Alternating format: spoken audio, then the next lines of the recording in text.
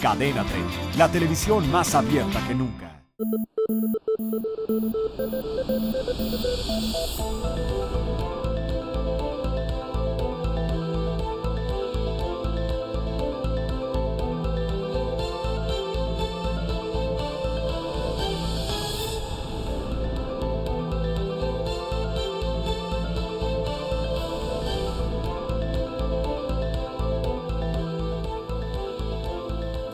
Muy buenas noches, soy Pascal Beltrán del Río, le doy la bienvenida a otra emisión de Círculo de Ideas. En esta ocasión me acompañan Pablo Iriart. Pablo. ¿Qué tal? Buenas noches. Francisco Sea. Pascal, ¿cómo estás? Compañeros, buenas noches. Humberto Busaquio. Buenas noches, buenas noches. Martín Espinosa. Hola Pascal, buenas noches a todos. José Buendía. Pascal, ¿cómo están todos? Y José Luis Vargas. Hola, buenas noches a todos. Pues bien, la semana pasada los panistas no pudieron completar su Asamblea Nacional por falta de quórum. En un momento determinado tomaron una decisión histórica, que las bases elijan a los dirigentes del partido. ¿Qué está pasando en este instituto político tan apegado a la tradición y al orden interno, Pepe Buendía? Una propuesta que además surgió fuera de agenda. Un legislador la metió en el último momento, en el contexto además de la ruptura del quórum de la propia Asamblea. Y pues lo que estamos viendo es evidente, es una crisis que está afectando al PAN y que podríamos que incluso extenderla a la oposición en su conjunto. También en el PRD esta semana se produjeron cosas graves como el ataque, digamos, al agresivo que sufrió Zambrano. En el caso del PAN parece bastante claro que la crisis que está viviendo pues es el resultado directo de los últimos años en el poder, en el que... ¿Del ejercicio del poder o de la pérdida del poder? Pues yo creo que el poder desgasta, pero indudablemente perderlo desgasta todavía más. Aunque parece que las pugnas ahí se incubaron, yo creo que antes, ¿no? Y es una cuestión que ha venido creciendo de división interna alrededor de los que se definen como cercanos a Calderón y los que están, digamos, en contra del modelo que él siguió. El PAN, que había resuelto, digamos, democráticamente sus sucesiones, sus métodos de elección, con estires y aflojes, pero en el gobierno de Calderón vivió dos imposiciones de presidentes y una relación con el poder ejecutivo que me parece que nunca logró resolver satisfactoriamente.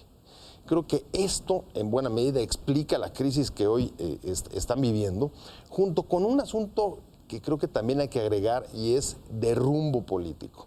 Creo que el PAN, y podría extenderlo a la oposición, está viviendo desde el regreso del PRI una especie, digamos, de crisis que tiene que ver con, o es el reflejo de formas de hacer política que creo que se agotaron en la última década. La oposición había tenido, digamos, que cierto bono democrático después de sacar al PRI de los Pinos, se mantuvo haciendo cierto estilo de oposición, como si el PRI a ratos pareciera que nunca se hubiera ido. No se transformó suficientemente y ahora el regreso del PRI creo que es lo que genera en buena medida la crisis que están viviendo ambos. Habrá quien diga, Pablo Iriart, que no hay nada que sorprenderse, que esto le pasa a todos los partidos que pierden el poder. ¿Tú qué piensas? Bueno, aquí no hemos visto mucho eso. Dos veces ha perdido el partido gobernante el poder, pero antes quisiera hacer una cápita de lo que decía Pepe Buendía, de que la crisis en el PAN y en el PRD por de esta agresión que sufrió el presidente del partido, Zambrano, ahí no fueron perredistas. O sea, quienes agredieron a Zambrano no fueron perredistas. Me vas a decir, a ver, o alguien me puede decir, ¿dónde viste que son de Morena? En Facebook. Las personas que están agrediendo al señor Zambrano están en Facebook tratados con López Obrador, son Morena. Eso se publicó y ahí está. No tiene que ver esta crisis del día 18 de marzo con un problema interno del PRD. Es de fuera que están socavando a la dirección de ese partido. Y en cuanto al PAN, bueno, el PAN me parece que la decisión que tomó es absolutamente irreversible.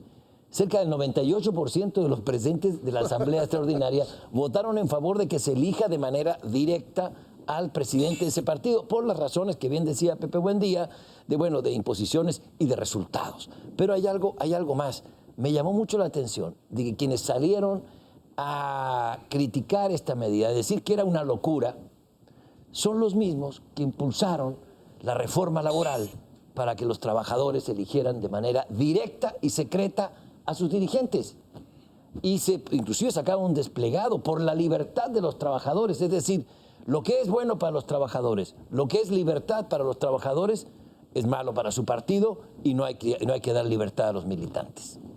Paco Sea, se ha dicho muchas veces que el PAN no es un partido que sepa ser partido de gobierno, que genéticamente es un partido de oposición, pero aquí le está costando también ser partido de oposición. Pues yo creo que estamos viviendo, y si nos vamos un poquito atrás en la historia, estamos viviendo una ruptura que se dio incluso desde la propia elección del candidato a la presidencia de la República en el 2006.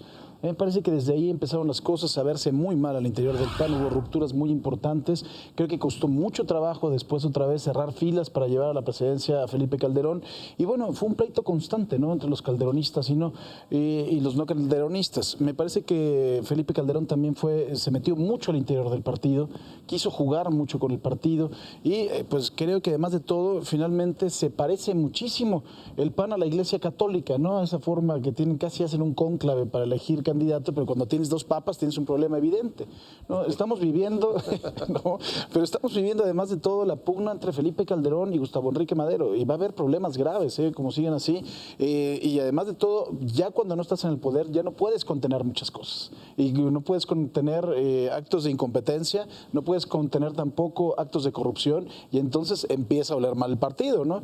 ¿Les está costando trabajo ser oposición? Sí, porque están siendo dos partidos en uno, están teniendo de verdad puntos de vista distintos, incluso los alfiles que colocó Felipe Calderón en la Cámara de Senadores están actuando en los intereses del calderonismo, y los demás legisladores están actuando conforme a lo que les dice el partido. Entonces creo que estamos en la puerta de una crisis mucho más grave, y esta forma de elegir al dirigente nacional me parece que es una forma de querer tener un dirigente que esté legitimado, porque hoy en día, pues bueno, finalmente creo que tiene legitimidad de origen Gustavo Enrique Madero por la forma de elección, pero no tiene legitimidad de gestión, ¿no? José Luis, le toca al PAN esta reorganización, esta crisis, como la ven algunos, cuando vienen elecciones en 14 estados, más de la mitad de las alcaldías del país, una gubernatura que el PAN tratará de defender, alianzas extrañas que está haciendo el PAN, como la de Durango con el PT. ¿Cómo vislumbras tú el panorama electoral de este año con el PAN en la situación en la que está? Bueno, sin duda creo que va asociada la crisis de la cual ya se ha hablado, pues con el éxito o fracaso electoral. Es decir, creo que no le beneficia en nada al Partido Acción Nacional en las 14 entidades donde habrá elecciones. Particularmente se juegan la joya de la corona, que es Baja California, ¿no?, porque es un estado que su primera gubernatura. 89 vienen gobernando, no lo han perdido, pero que detrás de este proceso sigue y estará presente pues todavía el efecto Peña Nieto por lo reciente de las elecciones presidenciales. Ahora, refiriéndome a la crisis del PAN, yo diría dos cosas. Una, creo que lo que está pasando es que hay que entender que el PAN no es un partido sui generis, porque es un partido, digamos, de élites, de cuadros, incluso de pertenencia a ciertas familias. Y lo que está sucediendo ahora, en el momento en el cual dicen democracia directa, pues es que es algo que no saben cómo se come. Creo que es un factor importante, donde además evidentemente hay un problema de liderazgo claro, que es la crisis de los calderonistas con el resto del panismo, digamos, tradicional, y donde los calderonistas están viendo que es el último bastión de poder que les queda el propio partido. Pero es curioso, por ejemplo, hoy en día en las cámaras, cuando uno trae un interés y lo lleva a una cámara y la fracción panista te dice, bueno, si lo ven bien los calderonistas o los maderistas, entonces aquí lo vemos mal, y viceversa. Es decir, prefieren los panistas alinearse con los intereses del PRI o del PRD antes que con los de los otros panistas. Y eso me parece que empieza a pulverizar el partido y le empieza a desdibujar un poco su agenda política Y creo que para eso se requieren que aparezcan nuevos liderazgos. Creo que parte de la propuesta de democracia directa son los nuevos liderazgos que tendrán que ir apareciendo. Voy a retomar, Humberto Musacchio, algo de lo que decía José Luis, que no saben cómo se come la democracia directa. Hubo articulistas que escribieron la semana pasada que el PAN se había perredizado y que iba a vivir las consecuencias. ¿Tú cómo lo ves? Efectivamente, el PAN, perdón, desde su origen, es un partido, pues yo diría que cerradamente oligárquico, no lo digo en sentido despectivo. Todos los partidos, sobre todo los que crecen en la oposición, funcionan de manera oligárquica. Esa es la manera de que todas sus tribus, sus corrientes, sus tendencias puedan llegar a acuerdos con relativa facilidad y avanzar juntos. Y en el caso del PAN las cosas funcionaron siempre muy bien así, pero me parece que el poder vino a arruinar aquel funcionamiento. La arribazón de los neopanistas, ya como cuando habían ocupado la presidencia, desnaturalizó el viejo proyecto de organización, por lo menos, y en buena medida también el proyecto político, porque yo no me explico las grandes fortunas que han amasado algunos panistas, cómo se las han de explicar los de la vieja guardia. Yo creo que deben estar parados de pestañas, ¿no? Saben buscar departamentos a muy buen precio, no es que hacen fortunas. Les hacen descuento. Sí. Bueno, el asunto es que parece que los partidos mexicanos sufren mucho en la oposición. El PRD ya se dividió. El PAN me parece que está en un tris de que ocurra ya formalmente la división, que de hecho ya entró en ese camino. Y me parece que el PRI debe estar feliz, ¿no? Porque esto le augura un periodo largo sin una oposición seria, una oposición fuerte. Y no creo que sea bueno para México de ninguna manera. Martín Espinosa, mencionaba José Luis algo más, que el PAN no tiene liderazgos visibles, gente que lo pueda sacar de esta crisis. Estamos lejos de 2018, pero yo diría que en este momento no despunta nadie como un prospecto de candidato a la presidencia. ¿Tú cómo lo ves? Yo creo que la gran tragedia del panismo, o las grandes tragedias del panismo, han sido que cuando fue oposición y llegó al poder, no supo qué hacer con el poder. Ahora regresa a ser oposición y está totalmente desdibujado y ya no sabe cómo va a ser oposición, porque las condiciones políticas y sociales del país ya cambiaron radicalmente de las que vivió el panismo desde su fundación hasta antes del año 2000. Entonces, en ese desdibujamiento han perdido liderazgos visibles de los que tú mencionas, y hoy es increíble cómo vemos las viejas figuras del panismo que están tratando de sacar nuevamente la cara, algunos de ellos, lo vemos en la elección de Baja California con Ernesto Rufo, que ha hecho por ahí un tour de medios para apoyar a su gallo. Y para atacar al del PRI. Y para sacar algunos viejos trapos que él dice tener del que entonces hoy es candidato del PRI a la gubernatura de Baja California.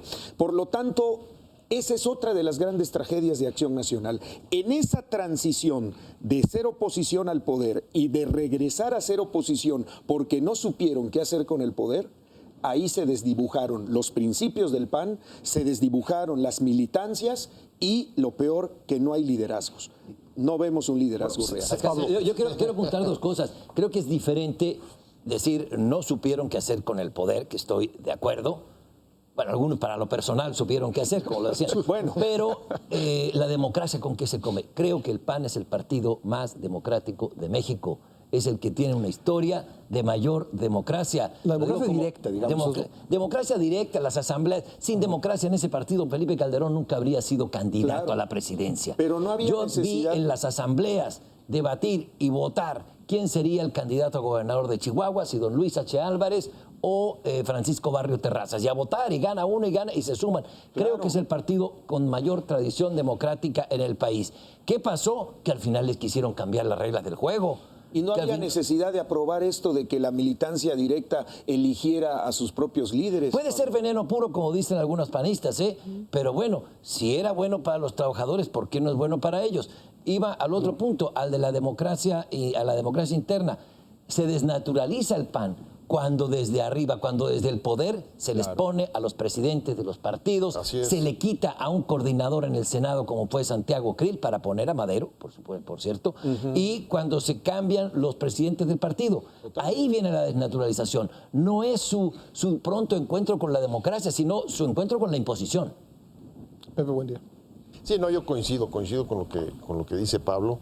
Me parece que la tradición democrática que ha tenido el PAN siempre ha pasado, lo decía Humberto también, pues por una estructura oligárquica, pero que habían tenido manera de resolver internamente Que había a funcionado través muy bien. de procesos democráticos sus elecciones internas. Ahora, el PAN ha sufrido una transformación también muy importante en los últimos años. Lo acabamos de ver, por ejemplo, con el asunto del padrón.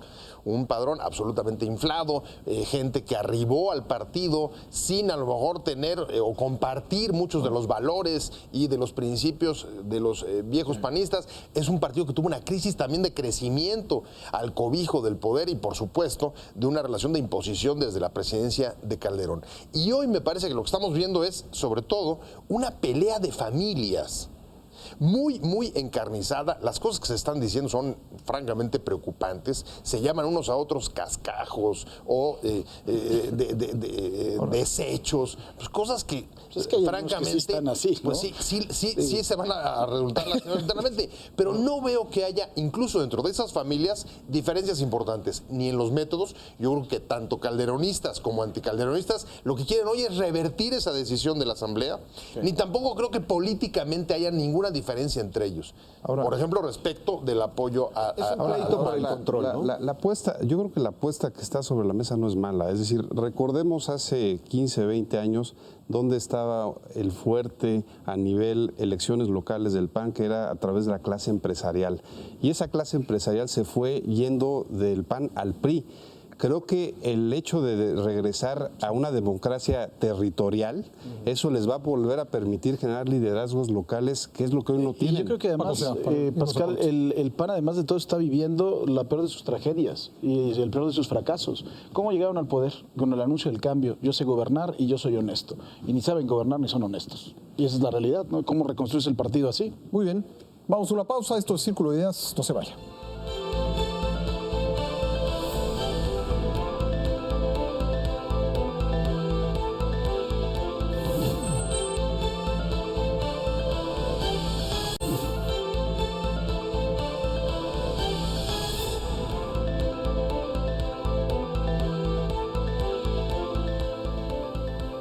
Regresamos a Círculo de Ideas.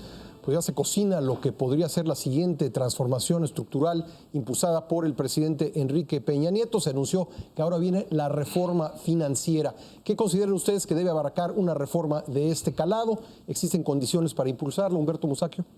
Bueno, me parece que la gran urgencia de este gobierno es crear empleos.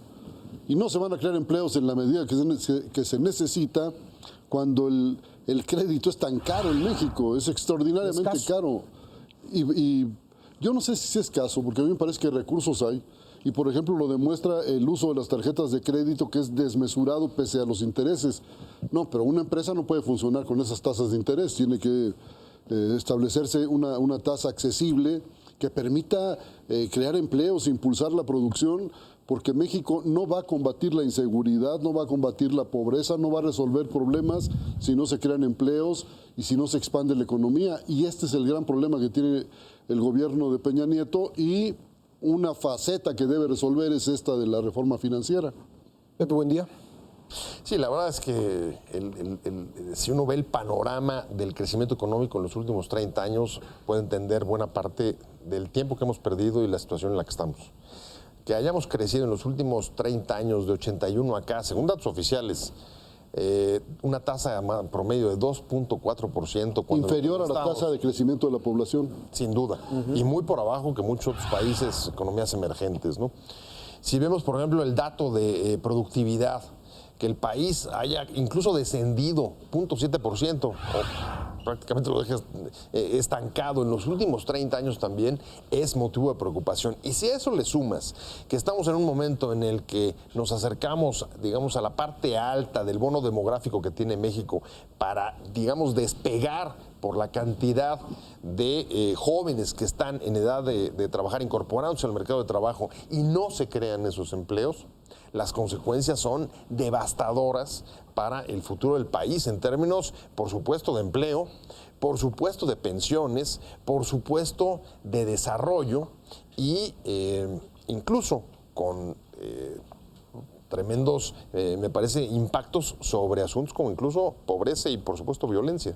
Hace rato, hace un momento decía yo, Pablo, que el crédito es escaso porque parecería que en los últimos años a las instituciones financieras les ha convenido mucho más prestarle al gobierno o a los gobiernos que a las empresas. ¿Cómo ves esto? Bueno, tocaste un punto fundamental. De una de las tantas partes que tiene la reforma financiera, uno de los más importantes es el crédito. La tarjeta de crédito que todos tienen, o que muchos tienen o tenemos, te la cobran a más o menos un 25% el interés. En promedio, sí. Y la tasa de inflación es de 4%, es decir, te están multiplicando por 5 la tasa de inflación en lo que cobran tu tarjeta. Es un descaro. Me parece que eso sí tiene que entrar en un orden de racionalidad. El costo del crédito tiene que bajar. Y, por supuesto, tiene que haber acceso al financiamiento con todas las medidas de precaución para que no nos ocurra también este boom de créditos que ha habido en otros lugares del mundo y que hoy están pagando las consecuencias. Y Humberto Musacchio tocaba algo fundamental, el empleo. Ahí está el punto, el empleo. Y para que haya empleo, tiene que generarse fuentes de trabajo. Y para que haya fuentes de trabajo, tiene que haber inversión. Y para que haya inversión, bueno, tenemos que abrirnos y tienen que terminarse monopolios, trabas, burocratismos, corrupción y reglamentitis. Todo eso debe abarcar una reforma financiera. Paco Sea. Fíjate que aquí me parece que hay dos puntos importantes también. El primero, no creo que se pueda dar una reforma financiera sin darle a este país una cultura financiera, la cual no tenemos. De verdad, a mí me parece muy grave. Ahorita que estaban hablando del crédito, por supuesto que es carísimo, porque si hablamos de un promedio que te están dando el crédito, una tarjeta de crédito, pero te puedes encontrar tasas que van hasta el 70%, lo cual es una locura, es un crimen. Pero también si tú te pones a analizar cómo está otorgado ese crédito en México, es una cosa impresionante. La cartera vencida más importante que tienen las instituciones bancarias en tarjetas de crédito está en la zona de Interlomas. Y eso en la zona de Interlomas. ¿Qué cosa hay? La cartera vencida más importante que tiene. ¿Por qué? Porque habla también de que somos muy faroles los mexicanos. ¿No? Vivimos en una zona que está bonita y tenemos la tarjeta de crédito hasta el gorro, hasta el copete. No sabemos ahorrar, no tenemos la cultura del ahorro y de verdad que creo que eso es uno de los principales problemas. No va a prosperar ninguna reforma financiera en este país, sino también nosotros nos educamos para gastar, para tomar buenas decisiones en materia financiera también y para buscar las opciones financieras y también para ahorrar, ¿no? Oye, pero el sistema fiscal castiga el ahorro. Sí, absolutamente. Estoy de acuerdo. Mete tu dinero, en lugar de propiciar el ahorro, la cultura del ahorro, Sí. es a la inversa, te castigan. Mete tu dinero al banco y pierdes. Más impuestos. Puedes ahorrar en tu SAR, en la ropa del retiro, porque eso está exento. Ponlo ahí, pues lo que pasa es que te falta buscar opciones, Musacchio, te dijo, maestro querido. Voy ahorita mismo. Estoy de acuerdo, sí falta un incentivo. Que metas tu dinero al banco y en lugar de ganar, que pierdas. Déjalo ahí. Y si no lo mueves durante algún tiempo, el banco se queda con el dinero. Es decir, sí, ahí tiene que venir un ajuste en tarjetas de crédito, en el costo del crédito y en el ahorro. Estimular el ahorro, claro, no castigarlo. Yo creo que la noticia es alentadora en términos de que habla de un impulso a la pequeña y mediana empresa, que suena algo mucho más formal y serio que el impulso a los changarros, que creo que es importante la diferencia. Y obviamente esto va asociado con el aspecto de crédito, ¿no? Y creo que, digamos, yo recientemente, el año pasado, tuve la experiencia de montar un negocio y uno se da cuenta que este país está hecho para desincentivar que la gente ponga un negocio. Es decir, todo son problemas, trabas, permisos. Requisitos. Y creo que eso es parte de lo que se tiene que ir regulando. Es decir, a la par de la parte financiera, creo que tiene que ir un aspecto fundamental que es el tema de la seguridad legal, tanto para quien invierte como, por supuesto, también para quien presta. Es decir, creo que también un aspecto que tienen los bancos y que hay que entender que los bancos son negocio, pues es que ellos prestan siempre y cuando sepan que van a poder recuperar la gran parte que van a poder cobrar. Y lo que también tenemos un antecedente a partir del Barzón y muchas otras experiencias de años atrás, es que el Estado a veces ayudaba a que no se pagara, es decir, ayudaba al sector financiero. Hay que entender finalmente, creo que, por ejemplo, el caso de los bancos españoles en México, su cartera representa, el caso del mercado mexicano representa aproximadamente el 50% de ganancias a nivel mundial. Sí. Entonces, eso nos habla que este país es un país pujante, que tiene sentido apostarle a todo eso, pero que sí requiere también pensar de ambos lados y pensar en un aspecto de seguridad y un marco legal integral que nos haga serios y responsables, creo yo. Martín. Yo creo que lo que ha dicho Luis Videgaray en este encuentro de Bloomberg, donde ya habla de que pronto tendremos una reforma financiera, evidencia el gran fracaso de los últimos 30 años del modelo económico que ha prevalecido en el país para tratar de fomentar la productividad, la creación de empleos y un mejor nivel de vida en los bolsillos de todos, porque finalmente el objetivo de la reforma financiera tendría que ser que los mexicanos o el gran grueso de la población resintiera en sus bolsillos o viera en su economía familiar una mejoría con relación a lo que ha vivido en los últimos años. Por lo tanto, yo esperaría de la reforma financiera que rompiera con muchos de los esquemas y de las estructuras ya viciadas en materia financiera, como el tema que mencionaba Pablo o Paco, de las tarjetas de crédito, de los ahorros en los bancos, del funcionamiento del sistema financiero mexicano, que si no le metemos mano, igual que ahora se está haciendo en materia de telecomunicaciones, esto no va a funcionar. Yo pregunto, ¿hasta dónde o qué alcance tendrá esta iniciativa de reforma financiera, pasando o limitando los intereses de los grandes ganadores de los últimos 30 años de la estructura bancaria, de la estructura financiera del país? Hay además, perdón, me parece una contradicción adicional. Tú decías, a veces es difícil, parece que se ponen trabas para poder abrir cualquier empresa o negocio aquí. Pero al mismo tiempo, así como sí, en efecto, medianas y pequeñas empresas tienen tanta dificultad para acceder al crédito, el crédito en otros casos fluye de manera irresponsable y con enormes riesgos, como hemos visto en el caso de los gobiernos de los estados, que han contratado deudas que les han llegado con una facilidad extraordinaria. La corrupción, eso raya en corrupción. Una pregunta, ¿cómo le hacen los bancos para tener en la filial México la más alta rentabilidad de todas sus sucursales sin prestar dinero? Es una gran pregunta. O estimulando la cultura del no pago. Cobro de comisiones por todo. Es decir, nos están viendo la cara, hay que decirlo con todas sus letras, nos están viendo la cara. A ver, Humberto y luego Paco. Sí. Los bancos reparten alegremente tarjetas de crédito a todo mundo, incluso gente insolvente. Claro. Y parece que no pasa nada. Sí, esa gente no paga y se va al buró de crédito y después andan por ahí queriéndole cobrar inútilmente. ¿Cómo se reponen los bancos de esa pérdida? Pues se reponen aumentándonos la tasa de interés y las comisiones a los que sí pagamos. Este es el problema. Y lo permite el Estado mexicano. Precisamente vamos entonces a regresar al asunto de la cultura financiera. Yo les pregunto por qué, y ya que estaba citando los clásicos, José Luis, de los changarros, ¿por qué no resultaron aquí en México los microcréditos? O sea, el señor Mohamed Yunus aquí se vuelve loco porque no entendió por qué no funcionaron aquí los microcréditos, ¿no? En la India funcionaron, en Bangladesh funcionaron, fueron verdaderamente una revolución en materia financiera, y aquí no funcionaron. Primero, en parte porque la competitividad a todos los niveles, poner un negocio aquí es muy complejo. Hasta siempre uno de los ejemplos que más ponían que me encantaba era la señora que va a vender quesadillas afuera de su casa. O tamales, ¿no? Y entonces le vamos a prestar 3,000 pesos, señora, con eso va a comprar usted la nafra, el aceite, una bombona de gas, tal, pero nunca tomaron en cuenta que el patrullero de esa zona era un desgraciado tragón de quesadillas, y entonces la señora nunca salió con las quesadillas, y eso es real, ¿eh? Y eso también te lo contaban las señoras. Y otra de las cosas que no pagaban. Aquí nos venían a presumir, decir, no, es que en la India tenemos un 93% de recuperación de los créditos.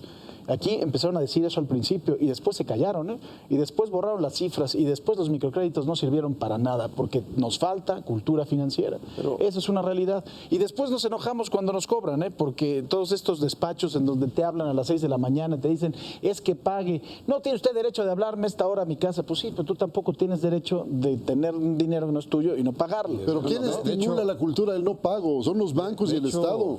José Luis. De hecho, sí. no, maestro ¿Tienen Musacchio. calculado cómo se van a reponer, hombre? De hecho, si recuerdan, se acaba de legislar en Cámara de Diputados donde ya no se puede hablar después de tal hora a cobrar el dinero hasta el día siguiente. Coincido con Paco, pero a ver, también yo aquí creo que hay una responsabilidad del Estado, es decir, si uno quiere hoy poner un negocio, nadie se anima por efectos de la ley de seguridad social, es decir, las empresas estas de outsourcing, de crédito, están volviéndose millonarias. ¿Por qué? Porque están suplantando, están siendo los beneficiarios de una serie de imposiciones legales para la persona que quiere poner su propia empresa, que dice, me va a salir mucho más caro porque tengo ahora que pensar en un sinnúmero de cuestiones, incluso de recursos legales a los que puedo ser sujeto, y mejor se lo dejo a un tercero que me cobra un 30-40%, que se llama outsourcing, y bueno, pues, a la larga me sale más barato. Entonces también creo que tenemos que empezar a generar condiciones de confianza para todo el mundo. Martín. Yo diría que también dentro de esta intención de hacer el piso parejo para todos, como nos han vendido la reforma en materia de telecomunicaciones, en materia financiera tiene que ser lo mismo. Si seguimos con estos chipotes en la economía, donde son poquitos los que ganan un montón a costillas de los del montón, que por no tener cultura financiera o por el abuso de las instituciones de crédito de estar repartiendo sin ton ni son tarjetas de crédito y endéudate y a 6 meses sin intereses y la noche de no sé dónde y la venta nocturna de no sé cuál, la gente va y se endeuda. Pues porque, como dice Paco, es muy padre vivir de la parafernalia de yo tengo, yo soy, pero la gran parte de esos adeudos o de esos bienes los adeudas. ¿Qué le pasó a Estados Unidos con el tema inmobiliario?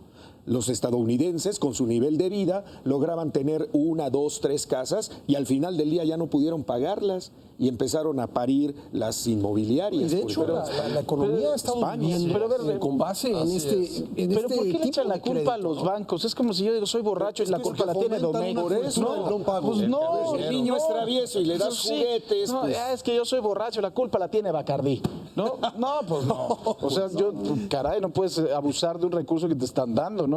Y tienen ellos, además de todo, los cálculos de cómo recuperarlo, pues sí, pues yo creo que alguien viene a poner un banco para hacer negocio. Los bancos le extienden tarjetas de crédito a personas que ganan 3,000 pesos al mes y menos incluso. Es una irresponsabilidad del banco, por favor. A ver, Paco, ¿por qué los bancos? En parte por la historia que tenemos. Sí, bueno. Las experiencias que hemos tenido de bancos que prestan dinero y ni siquiera tienen el dinero ellos para enfrentar, a diferencia de lo que decía Musacchio hace rato, las deudas que pudieran no ser cobradas, ha sido tremendo. Han tenido que irse poniendo las pilas con los acuerdos de Basilea para garantizar que tienen el dinero ellos que han prestado, pero hasta ahora.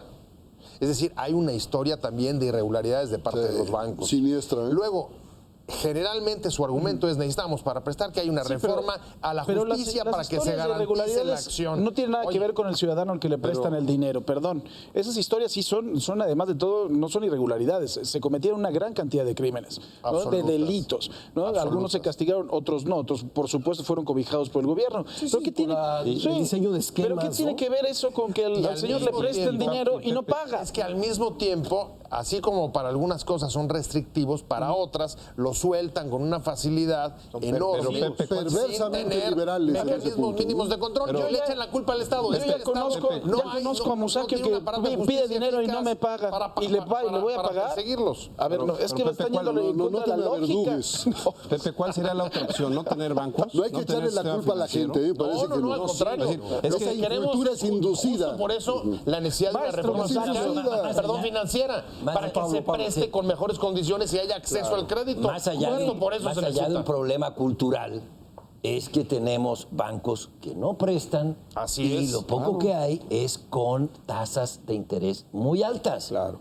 O sea, olvídate, el problema de cultura del Justo no pago, por eso, todo el mundo ahí justo por eso se necesita una reforma financiera, justo por eso. Se necesita una reforma financiera para que presten y para que sean un poco impulsores de ciertas áreas del desarrollo. Así es. Y también necesitamos que inviertan, que haya inversión en México. ¿Y de dónde te fondeas para invertir? De los bancos. Pues tiene que prestar. Y yo, además de todo, tiene razón el maestro Musacchio. Yo soy borracho es porque Bacardí me indujo a través de los anuncios del señor. Algo hay de eso. Algo hay de eso. Yo creo que en los drogadictos algo tienen la culpa los Qué zetas. mal gusto, Paco. Sí. Híjole. Muy bien. Por algo se prohibieron los anuncios de Bacardí. Además es malísimo el Bacardí. Vamos a dejar aquí, Paco. vamos a dejar aquí este tema. Vámonos a una pausa. Regresamos con más. Esto es Círculo de Ideas. No se vaya.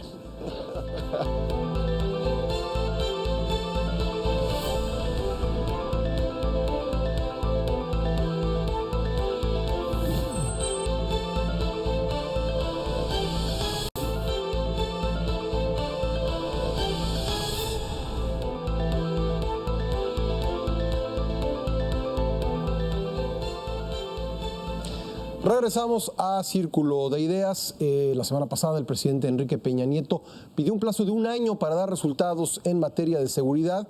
¿Hay la capacidad en las condiciones actuales de dar resultados, José Luis? Bueno, yo veo el anuncio, la verdad, muy arriesgado. Es decir, hablar de 1 año, ¿por qué más? ¿Por qué menos? Es decir, me parece que creo que es algo que no tenía por qué ponerse ese margen de tiempo. Evidentemente, los ciudadanos sabemos que las cosas, y más en materia de seguridad, no se cambian de la noche a la mañana.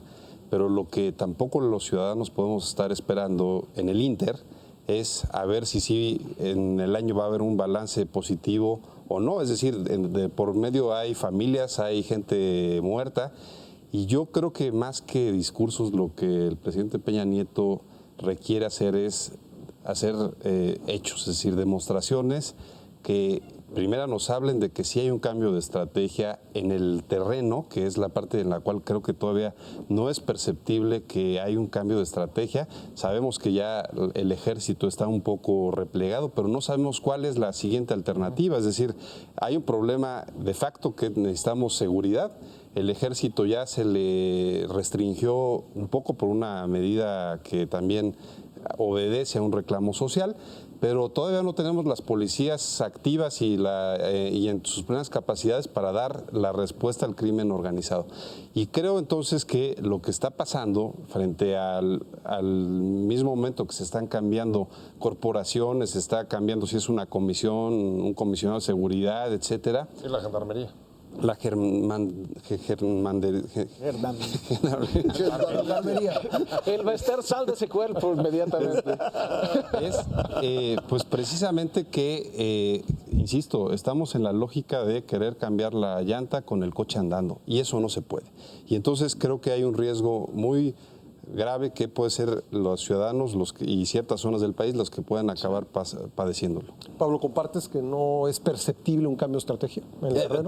Coincido con José Luis de que 1 año es muy pronto para exigir resultados de una estrategia de materia de combate al crimen. Sí, estoy de acuerdo. Creo que se pusieron una camisa de fuerza, o los medios le pusimos la camisa de fuerza también. Con la insistencia.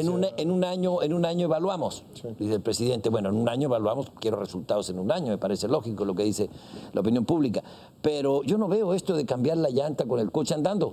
Me parece que la estrategia es la misma, que se le agregan a esta estrategia el combate a causas de la delincuencia, ir a atacar alguno de donde está en los orígenes, y eso por supuesto no se ve en 1 año. Se le agrega también una mayor coordinación con los gobiernos estatales. Eso no es cambiar una llanta con el coche andando. Alguien lo dijo, algún destacado panista dijo eso, quieren cambiar la llanta con el coche andando. Si no me equivoco fue el expresidente Calderón. No hay tal cambio de llanta. Me parece que la estrategia es la misma y los resultados son bastante malos hasta este momento, y 1 año me parece poco. Humberto. Yo soy de la idea de que el gobierno tiene que responder a la expectativa social. Yo sí quiero que me digan cuándo empezamos a ver resultados en el problema del combate a la inseguridad, porque Ya No te se- dijeron un año, ¿se va a poder? A mí sí me gusta que me digan un año. Porque en política esas cosas son un compromiso. Y de aquí a un año se pueden tomar algunas medidas. Por ejemplo, en lugar de estar combatiendo a los grupos de autodefensa, lo que hay que hacer es organizarlos, disciplinarlos, entrenarlos, armarlos y evitar que las mafias sean los que los dirigen, porque si no... Te iba a preguntar eso, ¿qué pasa si, como hay evidencias, Pues sí, pero como lo que están haciendo por los parte del crimen gobiernos es... organizado y de la guerrilla hay grupos de autodefensa formados por ellos? Y como el gobierno se está desentendiendo del asunto, bueno, pues los huecos en política acaban por llenarse. Entonces hay que estar al pendiente de eso. El Estado no puede prescindir hoy de las guardias civiles, pero tampoco puede dejar que hagan lo que se les pegue la gana. Tiene que disciplinarlas, organizarlas, darles un centro, y eso no se ha hecho. Están todavía discutiendo. Todos los días aparecen declaraciones de funcionarios hablando en favor o en contra de estos grupos de autodefensa, como se les quiera llamar. A mí me preocupa un poco este tema. A mí lo primero que digo es que un año a lo mejor es muchísimo tiempo para los que viven en el terror, ¿eh? O sea, que es un plazo lógico, pues sí. Y lo que me preocupa también es que cuando quieran cambiar la llanta, esté andando, no el coche, no haya llanta de refacción. Ese es el problema. No haya coche. Sí, ese es el problema. Ya se lo van a haber robado. Ese es uno de los problemas graves. ¿Por qué me preocupa lo de las guardias comunitarias? Porque yo me pregunto si hoy estamos viendo que masacran policías por falta de preparación, ¿sí? Que el crimen organizado, además de todo, puede atacarlos desde dos puntos de vista, Humberto. Los puede atacar primero porque están de alguna forma estorbándoles.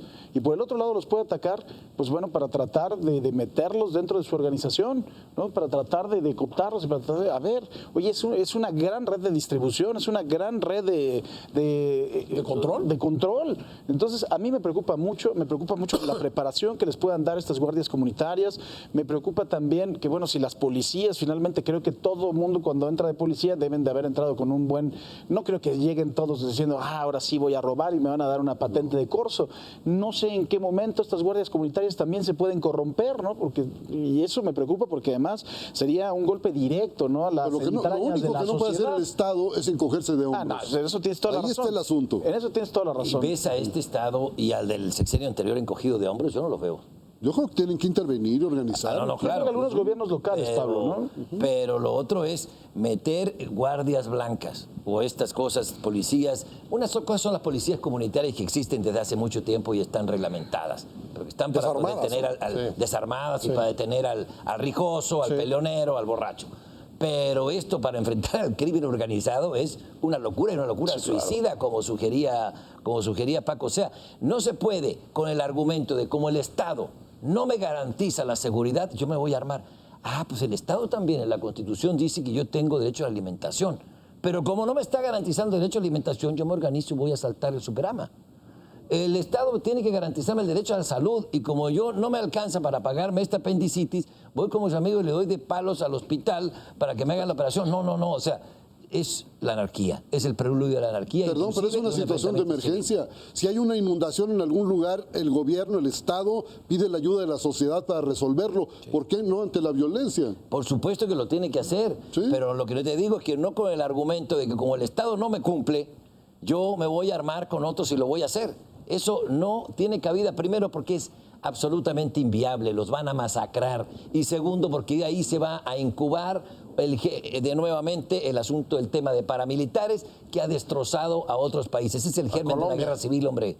Pepe, buen día. Lo que ha seguido avanzando, de acuerdo con todas las señales que tenemos, es la pulverización de los grupos delictivos. Lo estamos viendo en Reynosa, Tamaulipas, donde dos facciones del antiguo cártel del Golfo se están disputando la plaza. Así es. Vemos en La Laguna, donde una facción que se separó del cártel de Sinaloa está controlando la plaza, y vemos este efecto de pulverización en diferentes partes del país. ¿Se está tomando en cuenta esto o no? Bueno, yo creo que es evidente que la materia donde menos resultados ha dado el actual gobierno ha sido precisamente en seguridad y en la extensión de la violencia que hemos vivido en los primeros 3 meses del gobierno. Son cerca de 4.500 las contabilizaciones que se hacen de homicidios, que está más o menos al nivel del gobierno anterior. Ahí no ha habido mayor cambio y podríamos decir que hasta hoy ese es el talón de Aquiles de la administración. por supuesto, el contexto de pulverización de los cárteles que enfrenta pues es un reto adicional. Reto al que le entra, a mí también me parece bien lo que decía Humberto, diciendo, bueno, pues que hay un compromiso sobre en cuánto tiempo vas a tratar de resolver esto. Pero el problema, me parece, es cuando haces un compromiso de tiempo sin explicar con claridad cómo lo vas a cumplir. Y ahí sí no me queda claro. Si la estrategia va a descansar para reducir en ese tiempo la violencia, sobre todo en el tema de prevención, el propio Campa, su subsecretario, ya dijo que los resultados en 16 o 18 meses, es decir, mucho más allá del año que está ofreciendo Peña Nieto. Si va a ser a través del crecimiento económico, pues va a tardar. Si va a ser a través de la reconstitución del tejido social, pues va a tardar todo ese tiempo.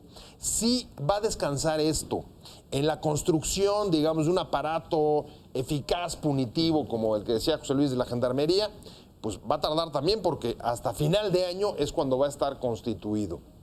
Entonces, ¿cómo? ¿Cómo se va a conseguir ese objetivo? A través de la coordinación. Ahorita digamos que el golpe más importante que ha logrado el gobierno fue, lo mencionabas tú hace un momento, en La Laguna. Y lo han atribuido, sobre todo, al tema de la coordinación con los gobiernos estatales. Creo que ahí están poniendo toda la fuerza, digamos, de la estrategia. Dar un seguimiento puntual en las zonas de mayor violencia a la coordinación con las autoridades locales. ¿Eso es suficiente? ¿Eso puede revertir el fenómeno, sobre todo en las partes más calientes? A mí no me queda claro. Y en ese sentido, lo que me preocupa es que hagan un compromiso que no se sepa cómo van a poder cumplirlo. Martín. A mí lo que me preocupa es que no tengamos resultados hoy en día, no tanto porque sea muy poco tiempo para ver resultados, sino porque no haya una claridad en la forma en que vas a disminuir los índices delictivos en el país.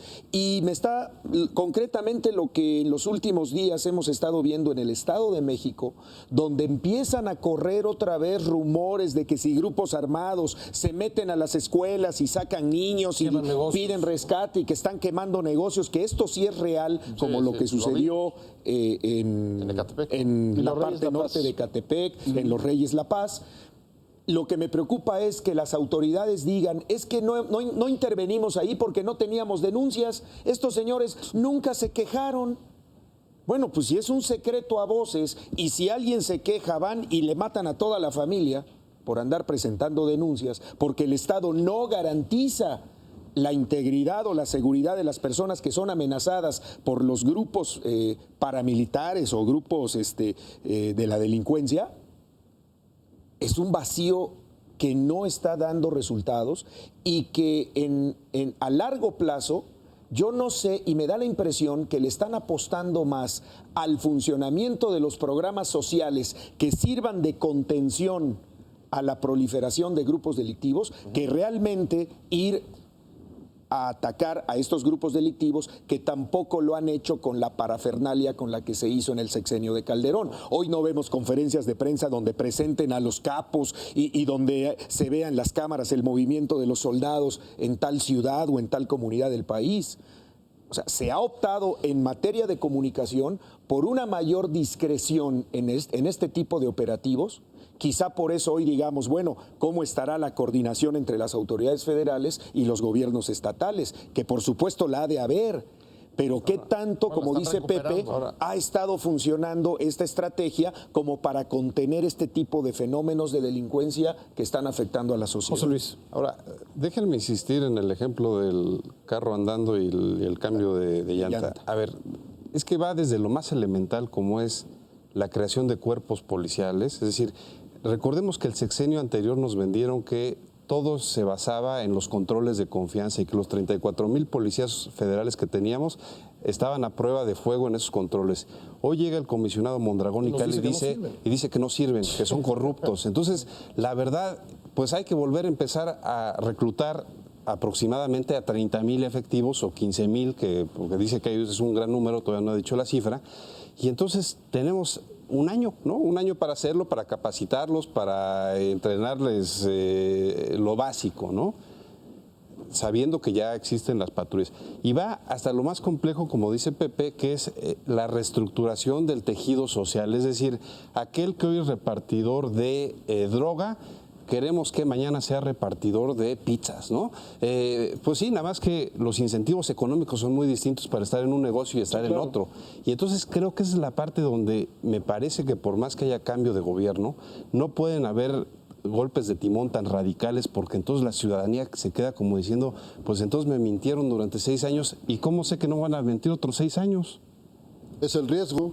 Paco. Yo sí coincido mucho en lo que dice José Luis de las policías, ¿no? Tenemos que empezar por la base. Yo no creo que tanto pueda ser esta gendarmería un órgano punitivo, sino creo que tendrá que ser disuasivo, tendrá que ser también reactivo, ¿no? Y finalmente sí, necesitamos una reestructura. Creo que el comisionado Mondragón está actuando en el interior, puso a Edgardo Flores Campbell como el comisionado de control de asuntos internos y están actuando. Ya se han dado a conocer varios operativos que han hecho, por ejemplo, en Sinaloa, en donde agarraron a un policía que ahí tenía todo el mundo pagando cuotas cuando pasaban en la carretera y paraba uno y paraba al otro y parecía árbitro de fútbol porque a todo el mundo le sacaba algo. Yo sé que se está trabajando, pero lo que sí es evidente, y creo que las pruebas están sobre la mesa, es la gran cantidad de policías corruptos, ¿no? Lo que pasó en el Aeropuerto Internacional de la Ciudad de México, y creo que si no reestructuramos, como bien dice José Luis, la base de esa policía, difícilmente vamos a tener resultados ni en un año ni en 20 y con el coche andando parado en una rampa. Para irnos. Sí, totalmente de acuerdo, porque además lo que hemos visto es que el tiempo que se ha perdido, digamos, que en cambiar instituciones, policía, procuración de justicia, del otro lado, el crecimiento. Estábamos viendo hoy algunos informes que en los últimos días se han dado a conocer sobre el crecimiento de las mafias mexicanas. Bueno, la propia Policía Europea está hablando del avance que han logrado tener en su territorio y el control que logran tener desde la producción de cocaína en Colombia hasta su distribución. Reforma judicial, la reforma penal, no podemos salir adelante con el sistema judicial de impartición y procuración de justicia. Así es. Impartición de justicia. Eso está atrasado. Que es para llorar. Y tampoco puede haber policías impolutas, ¿eh? Toda policía es corrupta en mayor o menor medida. Están en contacto con el mal. Muy bien. Maestro Musaki, usted no quiere las Ahí cosas. no hay presunción de inocencia, Musaki, ¿o qué? Muy bien. Muy bien, así concluye esta emisión de Círculo de Ideas. Muchísimas gracias a nuestros panelistas. Gracias a ustedes en casa por haber seguido la transmisión. Soy Pascal Beltrán del Río. Hasta la próxima.